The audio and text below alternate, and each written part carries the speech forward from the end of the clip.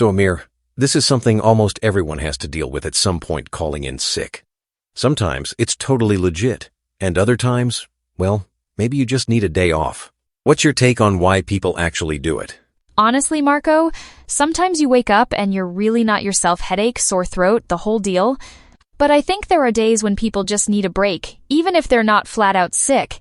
It's kind of a mental health thing, too. I get that. And you know, there's always that little moment of guilt, right? Even if you are sick, you wonder if your boss will believe you. Ever notice people try to sound extra weak on the phone? Totally. I've even heard people practice their sick voice before calling. But then sometimes it backfires and just sounds fake. That reminds me, have you ever called in sick and felt like your boss didn't buy it for a second?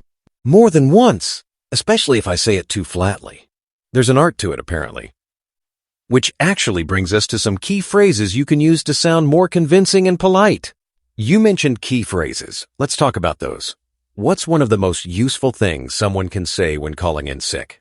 One phrase I love is, "I'm feeling quite ill today."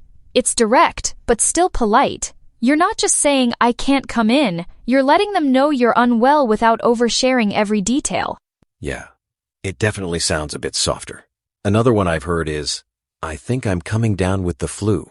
That seems to make it clear you might be out more than just one day.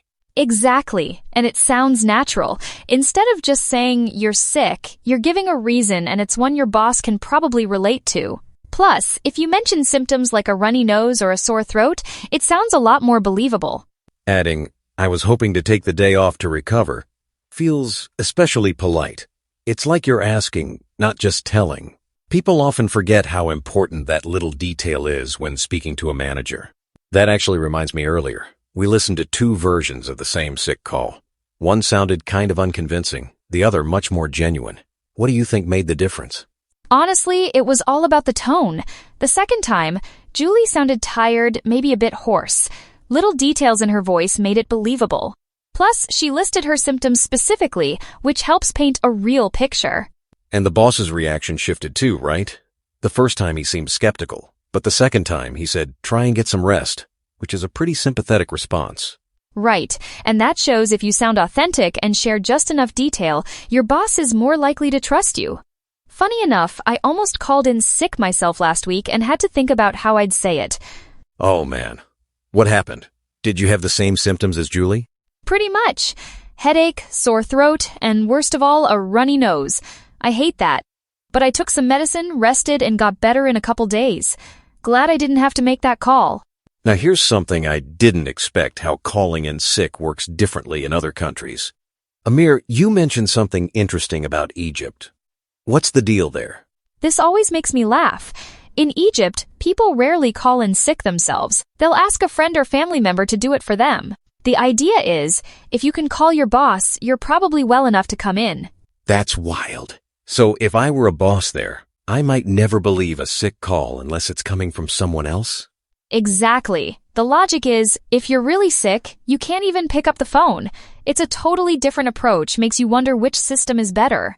Honestly, I'd probably end up doing everyone's job if you called in sick and no one believed you. But I guess either way, it shows how much culture plays a role in something as simple as taking a day off.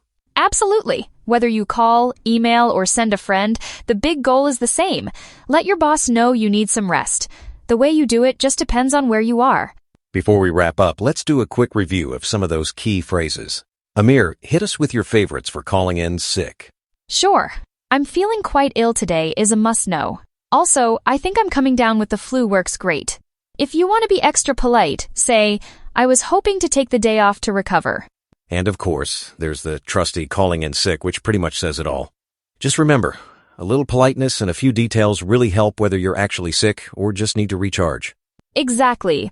And don't forget, listeners, if you want more practice, check out our website for more examples and a chance to ask your own questions. Awesome. Thanks for joining us today. Next time, we'll be back with even more useful English tips. Get some rest if you need it, and we'll catch you soon.